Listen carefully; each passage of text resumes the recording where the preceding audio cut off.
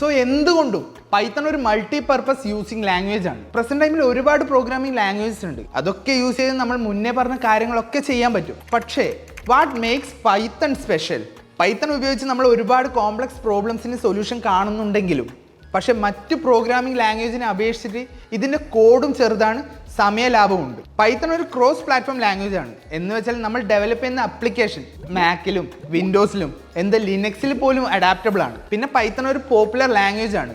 അതുകൊണ്ട് തന്നെ ഇതൊരു വലിയ കമ്മ്യൂണിറ്റി കൂടിയാണ്. നമുക്ക് ഈ പൈത്തണിൽ വരുന്ന ഡൗട്ട്സും കാര്യങ്ങളൊക്കെ ഈസി ആയിട്ട് ക്ലിയർ ചെയ്യാൻ പറ്റും. പിന്നെ പുതിയ അപ്ഡേഷൻസും പെട്ടെന്ന് തന്നെ അറിയാൻ പറ്റും. പിന്നെ പൈത്തണിൽ വരുന്ന കീ ഫാക്ടേഴ്സ് എന്തൊക്കെയാണെന്ന് വെച്ചാൽ അതിൻ്റെ എക്സ്റ്റെൻസീവ് ലൈബ്രറി, ഫ്രെയിം വർക്ക്സ്, പിന്നെ ടൂൾ കളക്ഷൻസ് ഒക്കെയാണ്. ഇതൊക്കെ വെച്ച് നമ്മളുടെ ഐഡിയാസ് റീബിൽഡ് ചെയ്യുമ്പോൾ ഒരുപാട് സമയവും റിസോഴ്സും ഒക്കെ ലാഭിക്കാൻ പറ്റും. നമ്മളൊരു കാര്യം പഠിക്കാനും നമ്മുടെ ഉള്ളിലെ ഐഡിയ ഇംപ്ലിമെൻറ്റ് ചെയ്യാനും പൈത്തൺ നൽകുന്ന സിംപ്ലിസിറ്റിയും ക്ലാരിറ്റിയും ഇതിനൊരു വലിയ ഡിമാൻഡാണ്. നിങ്ങൾക്കും ഒരു IT മേഖലയിൽ നല്ലൊരു കരിയറാണ് ചൂസ് ചെയ്യാൻ താല്പര്യമെങ്കിൽ പൈത്തൺ നല്ലൊരു ഓപ്ഷൻ തന്നെയാണ്.